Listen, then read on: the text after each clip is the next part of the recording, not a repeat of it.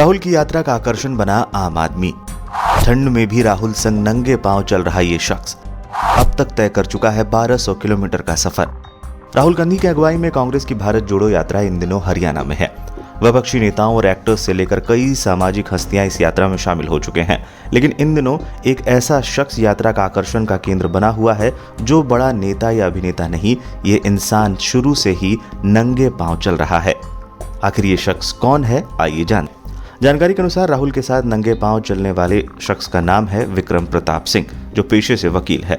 मध्य प्रदेश के उमरिया जिले के रहने वाले विक्रम अब तक 1200 किलोमीटर से ज्यादा का सफर तय कर चुके हैं। विक्रम ने तय किया है कि वो नंगे पांव ही चलेंगे।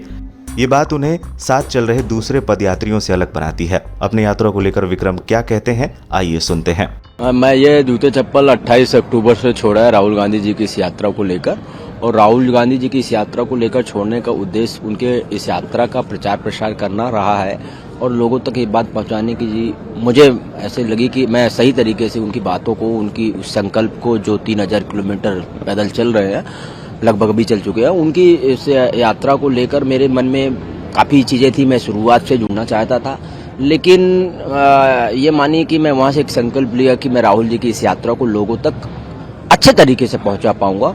और मैं मध्य प्रदेश के बुरहानपुर जिले से मैंने भी इस यात्रा को ज्वाइन की और आपके सामने आज हरियाणा पानीपत में।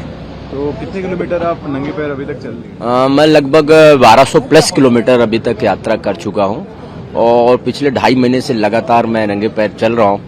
और ये संकल्प है, बाकी आप सबकी शुभकामनाएं हैं कि इतनी सारी लोगों को शुभकामनाओं का काफिला मेरे साथ चलता है। और मैं जब आगे चलता हूं तो एक बार राहुल जी को देख लेता हूं, देखने से वो जो एनर्जी मिलती है तो पैरों की हालत के बाद भी मैं चलते चलते दौड़ भी जाता हूँ। लोग धार्मिकता के आधार पर लड़ रहे हैं, जाति के आधार पर लड़ रहे हैं, तो क्या ये मेरे इस पैर की कंडीशन या 4 डिग्री सेल्सियस में चलने की तकलीफ उनसे ज़्यादा हो सकती है क्या?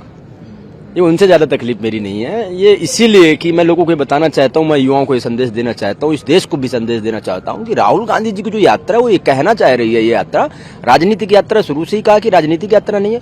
ये बताना चाहते हैं इस देश को कि आप धर्मवादी, जातिवादी बाद में, राष्ट्रवादी पहले बनिए। इसी राष्ट्रवादी सोच को लेकर हम लोग भी निकले हैं। उन्हीं के लिए राहुल गांधी जी की यात्रा को हमें भी जो हमसे हो पा रहा है वो हम कर पा रहे हैं। बता दें, हरियाणा में भारत जोड़ो यात्रा का दूसरा चरण शुक्रवार को पानीपत से शुरू हुआ। पहले चरण में 21 से 23 दिसंबर के बीच हरियाणा में यात्रा 130 किलोमीटर का सफर पूरा किया था। कन्याकुमारी से 7 सितंबर 2022 को शुरू हुई भारत जोड़ो यात्रा 30 जनवरी 2023 को जम्मू कश्मीर के श्रीनगर पहुंचकर संपन्न होगी।